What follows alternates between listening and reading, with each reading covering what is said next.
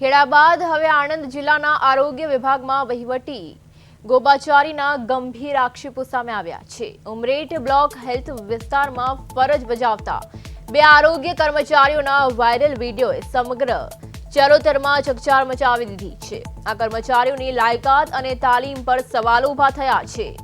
આરોગ્યના નિયમ મુજબ તાલીમ વગર કોઈ પણ કર્મચારી જાતે સારવાર કે નિર્ણય ન લઈ શકે, છતાં આ કર્મચારીઓ બેફામ બન્યા હોવાથી ફરિયાદો ઉઠી છે।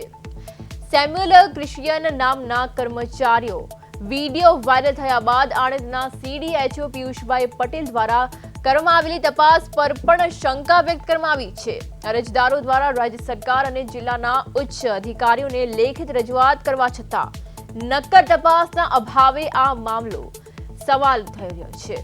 તંત્ર દ્વારા પારદર્શી તપાસને બદલે ગોળ જવાબો આપી મામલાને દબાવવાનો પ્રયાસ થતો હોવાના આક્ષેપો થઈ રહ્યા છે। નિષ્પક્ષ તપાસ કરવામાં આવે તો અનેક ગુનાહિત કાવતરાઓનો પર્દાફાશ થવાની શક્યતા સેવાઈ રહી છે।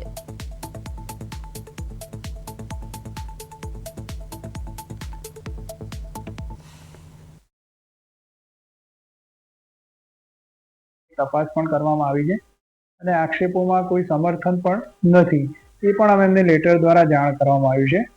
એટલે હાલ તો એ બાબતે અમારે કંઈ કહેવાનું રહેતું નથી, કારણ કે જે પણ એમને જે આક્ષેપ કર્યા છે એની અમે ઓલરેડી એમને લેટરથી જાણ કરેલી છે।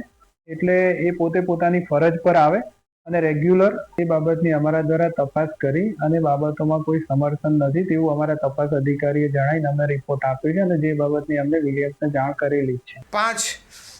3 અધિકારીઓ અને 2 કર્મચારીઓએ મદદ કરેલ છે, જેના કારણે છેલ્લા 7-8 વર્ષથી મારી નોકરીમાં અમે પગાર પણ આપવામાં આવ્યો નથી, મારી વિરુદ્ધ ખોટા પુરાવા ઊભા કર્યા, મારા રેકોર્ડમાં ચેડા કરવામાં આવ્યા, મારું પ્રમોશન રોકવામાં આવ્યું અને જવાબદાર અધિકારીઓને મેં વારંવાર લેખિત મૌખિક ફરિયાદ કરવા છતાં તેઓએ નકલી કર્મચારીઓને મદદ કરી રહ્યા હોય એવું લાગે છે અને મારી વિરુદ્ધ ખોટા પુરાવા ઊભા કરીને મને નોકરીમાંથી કાઢી મૂકવાના આ પ્રયાસો થઈ રહ્યા છે।